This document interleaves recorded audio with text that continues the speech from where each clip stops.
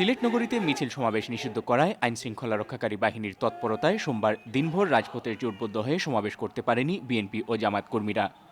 নগরীতে বিএনপির সমাবেশ করার কথা থাকলেও সমাবেশস্থলে আগে থেকেই অবস্থান নেয় পুলিশ।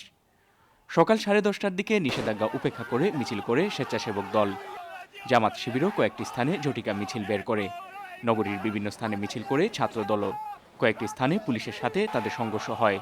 পুলিশ সিলেট জেলা ছাত্রদলের সিনিয়র সহসভাপতি আহমেদ চৌধুরী ফয়েজকেও আটক করে। মদিনা মার্কেটে পুলিশের সাথে শিবির কর্মীদের সংঘর্ষ হয়, এতে আহত হয় অন্তত 10 জন। শিবির নেতাকর্মীরা এ সময় অন্তত 12টি গাড়ি ভাঙচুর করে। এছাড়া নগরীর ধূপাদিগির পারে ছাত্রদল নেতাকর্মীরা লাঠিসোঁটা নিয়ে বেশ কয়েকটি গাড়ি ভাঙচুর করে।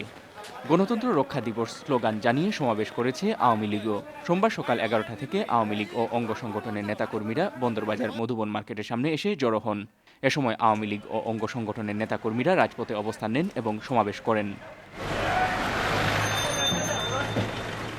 সুনামগঞ্জ শহরে সোমবার আওয়ামী লীগ ও বিএনপি জামায়াতের নেতাকর্মীদের মধ্যে দফায় দফায় সংঘর্ষ হয়েছে। শহরের কয়েকটি স্থানে বেলা 12টা থেকে 2টা পর্যন্ত থেমে থেমে সংঘর্ষ হয়। এতে পুলিশ, সাংবাদিক সহ 30 জন আহত হয়েছেন। পরে শহরে বিজিবি মোতায়েন করা হয়। দুপুর 12টার দিকে শহরে একই সময়ে বিএনপি জামাত এবং আওয়ামী লীগ মিছিল বের করলে থানার সামনের সড়কে দুই পক্ষের সংঘর্ষ হয়। এরপর সংঘর্ষ ছড়িয়ে পড়ে উকিলপাড়া ট্রাফিক পয়েন্ট এলাকায়।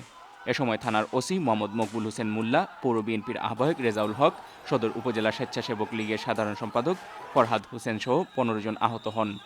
সংঘর্ষ চলাকালে বিএনপি জামাতের নেতাকর্মীরা উকিলপাড়া এলাকায় অন্তত 10টি যানবাহন ভাঙচুর করেন। হবিগঞ্জে বিএনপি ও তার অঙ্গ সংগঠন হবিগঞ্জ শহরে বের করে গণতন্ত্র হত্যা দিবসের কালো পতাকা র্যালি।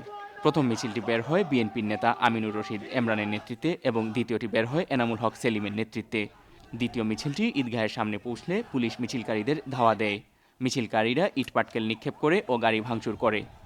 অন্যদিকে জেলা আওয়ামী লীগ ও অঙ্গ সংগঠনের নেতাকর্মীরা গণতন্ত্র রক্ষা দিবস উপলক্ষে একটি মিছিল বের করে।